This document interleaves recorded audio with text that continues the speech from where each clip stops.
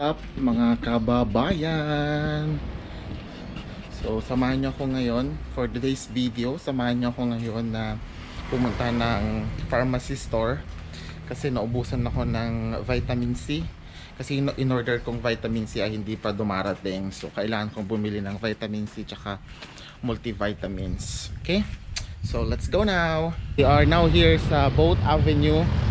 Dito mas malapit dito sa may Boat Avenue. So bibili ako ng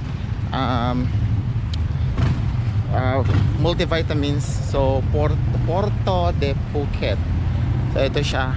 Yun. Tapos itong lugar na to is may mga shops, mga damit, mga ganyan. Ikot tayo later. So dito, let's see. Dito. Okay. Saan? Doon. Ito yung mga vitamins.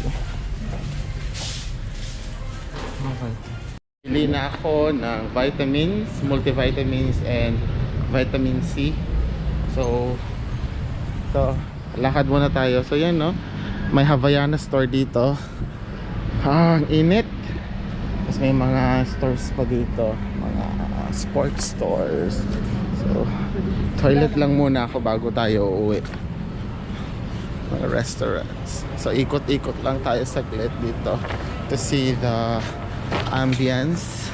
Actually yung lugar na ito is, I would say, na lugar siya ng mga mayayaman, yung mga expat. Karamihan ng mga pupunta dito ay mga expats kasi yung mga restaurants is mga high-end, plus yung mga stores dito is mga high-end. So hindi siya puntahan ng mga locals, mga expat ang karamihan na pumupunta dito. Tsaka maganda dito pag gabi kasi sobrang maliwanag, tsaka ang daming ilaw. So yun, may makikita ka man dito mga expat. Ito yung mga vendors, yung mga sellers, yung mga empleyado. But karamihan na pumupunta dito ay mga expats. Okay.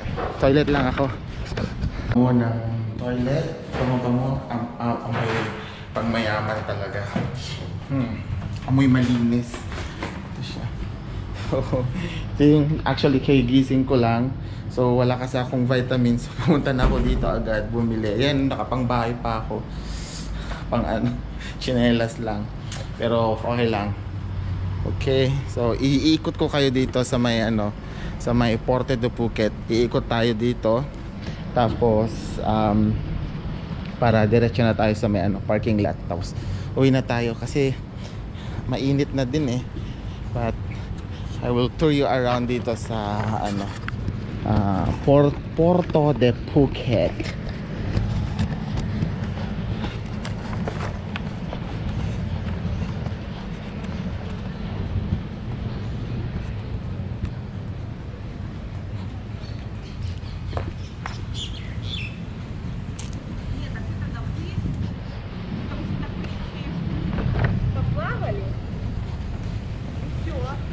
Init.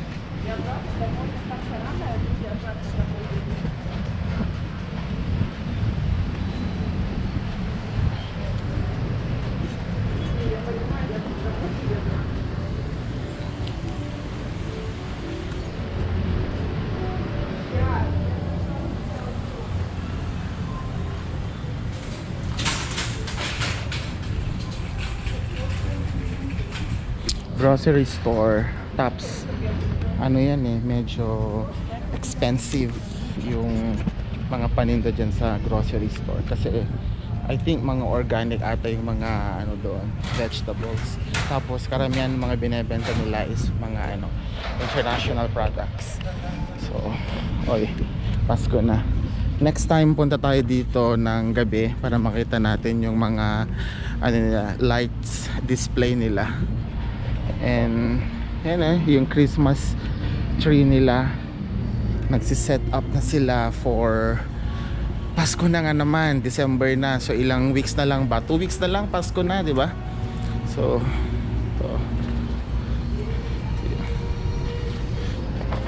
ang laki very tall na Christmas tree. Okay, So here we go. Yun guys, so that's it for our video for today. Please like and subscribe to continue support my channel. Have a good wonderful day and advance Merry Christmas everyone. Keep safe.